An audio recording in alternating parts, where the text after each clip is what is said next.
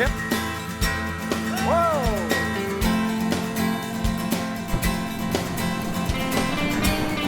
Here he comes. Yeah.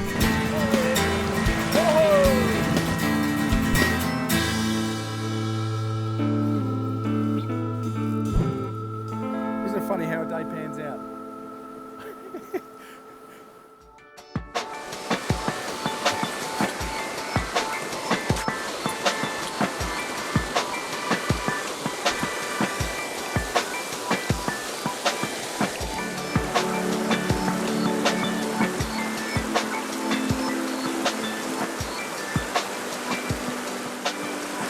G'day, I'm Gavin from Hurley's Fly Fishing and welcome to another episode of On The Fly.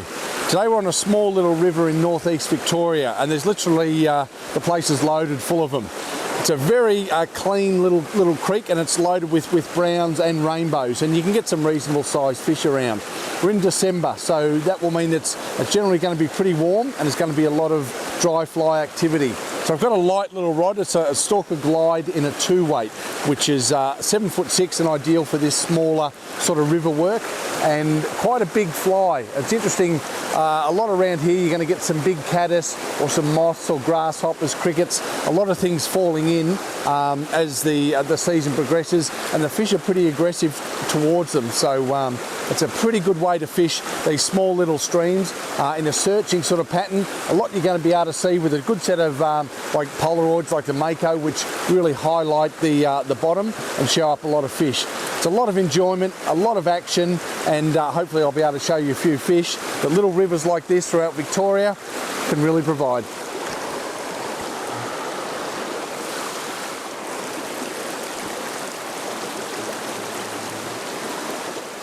I've got a small little creek like that. You have a lovely little run with a little bit of smooth water, a little bit calmer next to the main flow, and that's where the fish are going to sit. You'll have a bubble line which is main direction of the water, but just to the left or right of that is going to be a little area where the fish can, I suppose, not swim as hard and the food's going to get brought to them. So we've got a big dry fly there. We're just going to pop that out and hopefully they're going to find that's what they want to eat.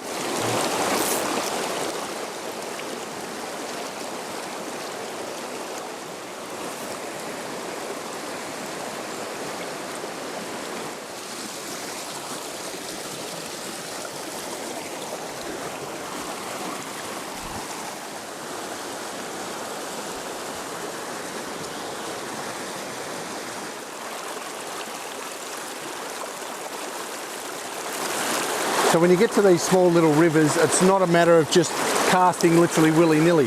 You've got to find places where the fish are going to sit. So if we look up here, we've got a lovely little glide where there's a bit of depth, which is going to offer the fish plenty of cover should, you know, a cormorant or maybe even a fly fisherman be attacking it, and where the food's going to get brought to it. So up there we've got a tree in the water. It's going to deflect a bit of the water and make it easier for the fish to sit and deflect the food to it.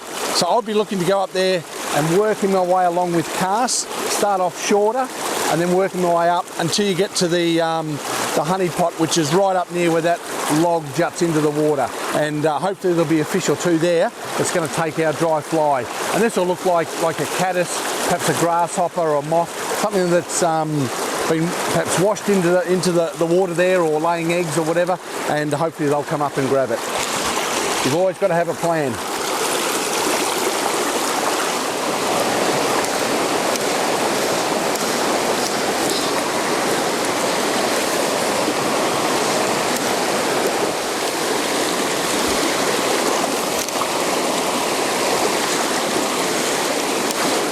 Now, a lot of these smaller rivers cascade pretty quickly. So what we're looking for is a lovely little flat spot where the water is a bit deeper and it's going to slow down a bit. And that's what we've got here. It's deflected a little bit by a log up there as well, where we've got lots of areas that the fish can sit in and use not much energy because there's plenty of rocks to deflect the water.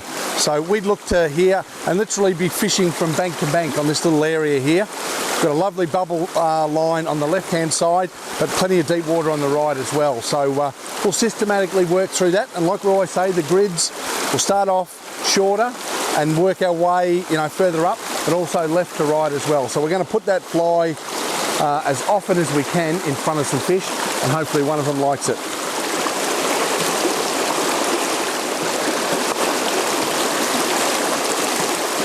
So we've worked our way from right to left there. Now we can go up a couple of metres and do the same length cast, and it's going to put that in front of hopefully some fish which are sitting near the head of the pool. So you don't want a big cast all the way up straight away. You've just got to work your way and systematically fish it.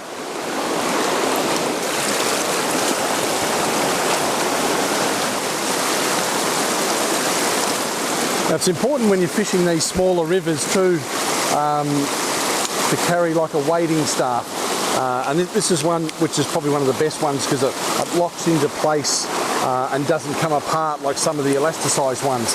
And because a lot of these rocks are quite big and quite slippery, you need something that could give you an extra third leg. So yeah, this certainly will help you stay upright, which is pretty important in fishing these small little rivers.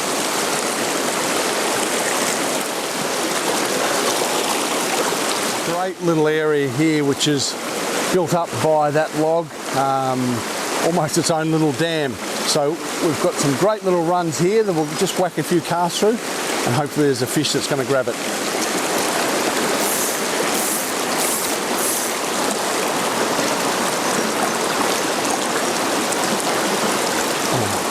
The little one come up and hit it.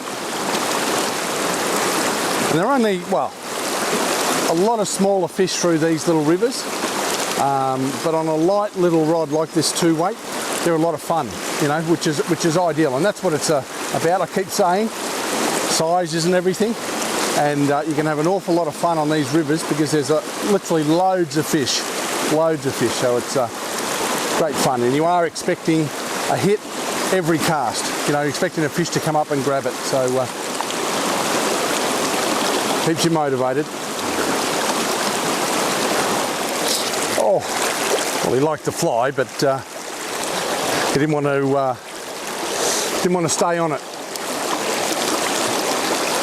But it's about, well, for me anyway, it's about doing the cast, getting the fish to take something that